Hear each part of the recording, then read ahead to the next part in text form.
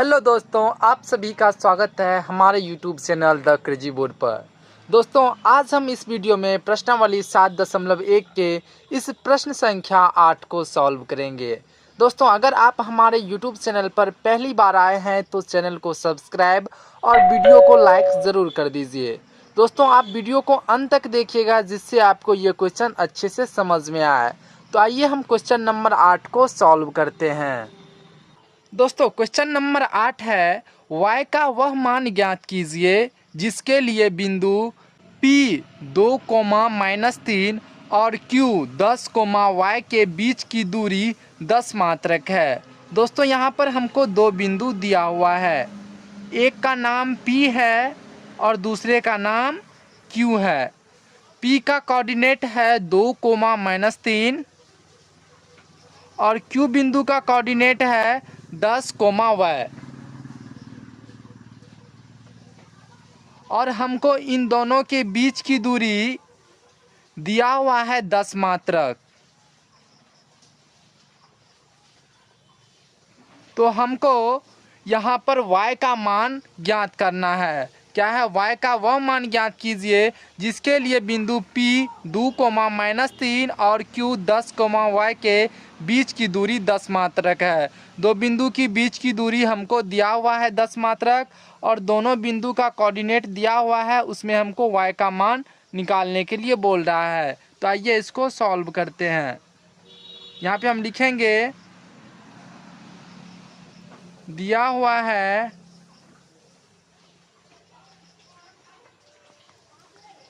बिंदु P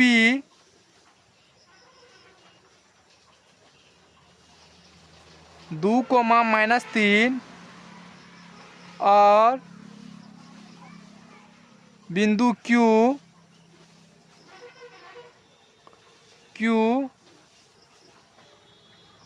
10, y है। यहाँ पे हम लिखेंगे, दूरी सूत्र से दो बिंदुओं की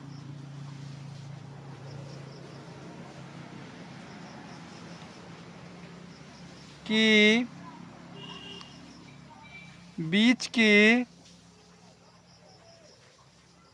दूरी बराबर कितना है? 10 मात्रक। दोस्तों, यहाँ पर दूरी सूत्र से के जगह पर आप यहाँ पे लिख दीजिए प्रश्न से, क्योंकि यह हमको प्रश्न में ही दिया हुआ है दो बिंदुओं की दूरी 10 मात्रक। तो यहाँ पे हम लिखेंगे, प्रश्न से दो बिंदुओं की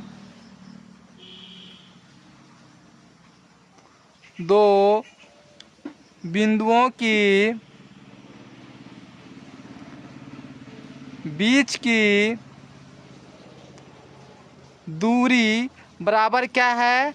10 मात्रक। तो दो बिंदुओं की बीच की दूरी के जगह हम 10 मात्रक लिख दिए। अब आप बताइए, दो बिंदुओं की बीच की दूरी क्या होता है? तो ये आप जानते होंगे, ये होता है √x2 - x1 का whole square plus y2 - y1 का होल स्क्वायर बराबर हो जाएगा 10।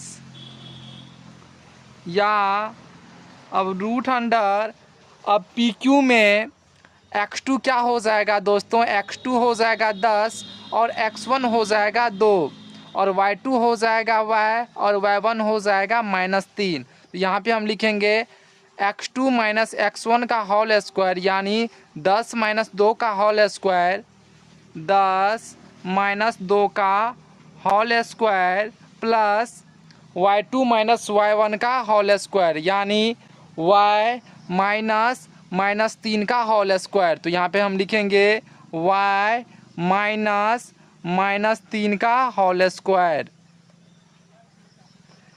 बराबर 10। या √10 - 2, तो दोस्तों ये हो जाएगा 8 का स्क्वायर प्लस y माइनस हो जाएगा यहाँ पे प्लस 3 का होल स्क्वायर बराबर 10। अब अगर हम 8 का स्क्वायर करेंगे दोस्तों तो ये हो जाएगा 64 प्लस इनको आप a प्लस बी के होल स्क्वायर पे सॉल्व कीजिए। तो क्या हो जाएगा, a प्लस बी का होल स्क्वायर होता है a square plus 2ab plus B square. तो यानी इसको मान लीजिए a, इनको मान लीजिए b। तो क्या हो जाएगा a स्क्वायर यानी y square plus 2 into a के जगह y इंटू b के जगह हो जाएगा 3 और प्लस बी स्क्वायर। तो b के जगह फिर 3 का स्क्वायर बराबर 10, या root under 64 plus Y square plus 3 दूना 6y प्लस 3 का स्क्वायर करेंगे तो ये हो जाएगा 9 बराबर 10। अब हम क्या करेंगे दोस्तों, इस पे से हम रूट हटाएंगे। तो रूट हटाने के लिए हमको दोनों तरफ वर्क करना पड़ेगा। तो यहाँ पे हम लिखेंगे दोनों तरफ वर्ग करने पर तो दोस्तों इसमें हम दोनों तरफ वर्क करेंगे तो क्या हो जाएगा, या रूट अंडर, अब इसको आप जोड़ दीजिए 64 9 क्या हो जाएगा, ये हो जाएगा 73 plus Y square plus 6y इनका स्क्वायर बराबर 10 का स्क्वायर। अब आइए हम इसको आगे सॉल्व करते हैं।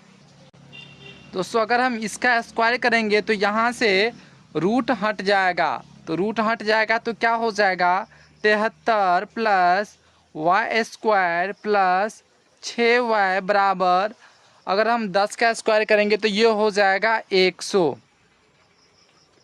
या वाई स्क्वायर को आप पहले लिख लीजिए प्लस 6y प्लस 73, अगर हम इस 100 को अगर इस साइड लाएंगे तो क्या हो जाएगा माइनस 100, क्योंकि ये यहाँ पे प्लस में है, बराबर हो जाएगा 0, या वाई स्क्वायर प्लस 6y, अब यहाँ पर 73 माइनस 100 है। तो अगर हम 73 माइनस 100 करेंगे तो ये हो जाएगा माइनस 27, क्योंकि यहाँ पर 100 में से 73 को हम माइनस कर देंगे और यहाँ पर माइनस का साइन ज़्यादा वाले नंबर पे है तो यहाँ पर हम माइनस का ही साइन देंगे, क्योंकि एक प्लस में है एक माइनस में है तो ये सब्ट्रैक्ट होगा, घटेगा। तो घटेगा कैसे, जो बड़ा नंबर होगा उसमें से छोटा नंबर घट जाएगा, यानी 100 में से हम 73 को माइनस करेंगे तो ये हो जाएगा 27,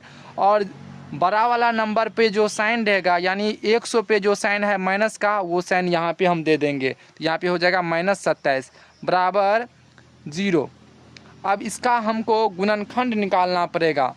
तो आइए हम इसका गुणनखंड निकालते हैं। तो गुणनखंड कैसे निकालेंगे, हम शुरू वाला और लास्ट वाले को मल्टीप्लाई करेंगे, यानी वाई स्क्वायर और 27 को इसको हम मल्टीप्लाई करेंगे। तो वाई स्क्वायर का कोफिशिएंट क्या है दोस्तों, ये है 1, अगर नहीं कुछ रहता है तो 1 और 27 को आप गुना कीजिए तो ये क्या हो जाएगा 27। अब 27 का एलसीएम निकालिए, क्या हो जाएगा, पहले हम 3 से इसमें भागा देंगे तो क्या हो जाएगा 3 9 27, फिर 3 से भागा देंगे 3 3 9। अब इसमें से इसको जोड़ घटा करके या मल्टीप्लाई करके इसको 6 पुराना है और गुना करके 27। तो अगर हम 3 3 9 करें, यहाँ पर हम लिखेंगे वाई स्क्वायर प्लस 9y उसके बाद माइनस 3y। तो दोस्तों अगर हम 9y में से 3y माइनस करेंगे तो ये 6y यहाँ पे आ जाएगा, और इन दोनों को अगर हम गुना करेंगे तो यहाँ पर माइनस 27 भी आ जाएगा। देखिए 9 और माइनस 3 को अगर आप गुना कीजिएगा तो ये हो जाएगा 9 3 27 माइनस 27, और y को अगर आप गुना कीजिएगा तो वाई स्क्वायर भी आ जाएगा। दोस्तों इस तरह से हमको गुणनखंड निकालना है। माइनस 27 बराबर क्या हो जाएगा 0, या इसमें से आप बताइए Y square plus 9y minus 3y minus 27, इसमें से हमको कॉमन लेना है। तो दोस्तों यहाँ पर देखिए वाई स्क्वायर प्लस 9y, अगर पेयर में से हम अलग अलग कर लेंगे, जोड़ा में से जो है कॉमन निकालेंगे। तो यहाँ पर बताइए वाई स्क्वायर प्लस 9y में क्या कॉमन हो जाएगा, वाई स्क्वायर का मतलब हुआ दोस्तों y गुना y प्लस 9y। तो बताइए इन दोनों में क्या कॉमन है। तो दोस्तों आप भी बताइएगा कि इसमें y कॉमन है, y दोनों में है। तो इसमें से हम y अगर कॉमन ले लेंगे तो क्या हो जाएगा, यहाँ पे बच जाएगा 1y प्लस यहाँ पे बच जाएगा 9, तो यहाँ पे हो जाएगा y प्लस 9। तो यहाँ से अगर हम y कॉमन ले लेते हैं तो यहाँ पे क्या बच जाएगा, 2y है तो 1y प्लस यहाँ पे 9। अब यहाँ से क्या कॉमन आएगा दोस्तों, तो यहाँ पर क्या कॉमन आएगा, यहाँ पे अगर नंबर रहेगा तो नंबर में हम कैसे कॉमन लेते हैं, आइए इसको पहले समझते हैं। क्या है, -3y, उनके बाद क्या है -27, तो यहाँ पे हम लिखेंगे -27। अब इसमें बताइए -3y। अब 27 को हम कैसे लिख सकते हैं, इसको हम लिख सकते हैं 3 × 9, क्योंकि 3 और 9 को अगर हम गुना करेंगे तो ये क्या हो जाएगा 27। अब बताइए दोस्तों दोनों में ये 3 कॉमन है, दोनों में क्या कॉमन है, 3 कॉमन है। तो यहाँ से हम 3 कॉमन ले सकते हैं। तो अगर हम 3 कॉमन लेंगे तो दोस्तों यहाँ पे क्या हो जाएगा, 3 अगर हम कॉमन ले लेते हैं तो यहाँ पे बच जाएगा आपको y। अब ये हो जाएगा माइनस माइनस हो जाएगा प्लस, क्योंकि हम यहाँ से माइनस कॉमन निकाल लिए हैं तो यहाँ पे क्या हो जाएगा प्लस। अब यहाँ से 3 से भागा देंगे तो क्या हो जाएगा 3 नंबर 27, या आप इसको ऐसे समझ लीजिए, यहाँ से अगर हम 3 कॉमन निकाल लेंगे तो यहाँ पे क्या बच जाएगा y प्लस, और यहाँ से अगर 3 निकल जाएगा तो यहाँ पे क्या बच जाएगा 9। तो यहाँ पर हो जाएगा -3 × y प्लस 9। तो वही यहाँ पर हुआ -3 × y प्लस 9 बराबर 0। अब देखिए दोस्तों यहाँ पे y प्लस 9 ये अंदर वाला जो है ये दोनों सेम रहता है। यहाँ पर y प्लस 9 है तो यहाँ पर भी y प्लस 9 ही आएगा। दोस्तों अगर यहाँ पर दूसरा नंबर आ रहा है तो ये आप समझिए कि आपका गुणनखंड गलत है। तो इसको हम क्या करेंगे, जो बाहर वाला रहेगा उसको एक जगह लिख लेंगे। यहाँ पे y प्लस 9 है तो इसमें से एक लिख लेंगे, और यहाँ पर y -3 है इसको एक जगह लिख देंगे बराबर 0। अब यहाँ पे बताइए, यहाँ पे हम लिखेंगे y प्लस 9 बराबर 0, या y बराबर क्या हो जाएगा -9। इसीलिए y बराबर हो गया -9, और दूसरा फैक्टर क्या है y -3 बराबर 0। तो यहाँ पे लिखिए y -3 बराबर 0, या y बराबर क्या हो जाएगा 3, इसीलिए y बराबर क्या हो जाएगा 3। तो दोस्तों एक आया -9 और एक आया 3, यानी y का 2 वैल्यू आया, एक आया -9 और एक आया 3। तो यहाँ पे हम लिख देंगे इसीलिए y बराबर -9,3 आंसर। तो दोस्तों y का यही मान होगा। तो हमको उम्मीद है कि आपको ये क्वेश्चन अच्छे से समझ में आ गया होगा। तो मिलते हैं अगले वीडियो में, तब तक के लिए आप पढ़ाई करते रहिए। Thank you for watching this video. जय हिंद दोस्तों।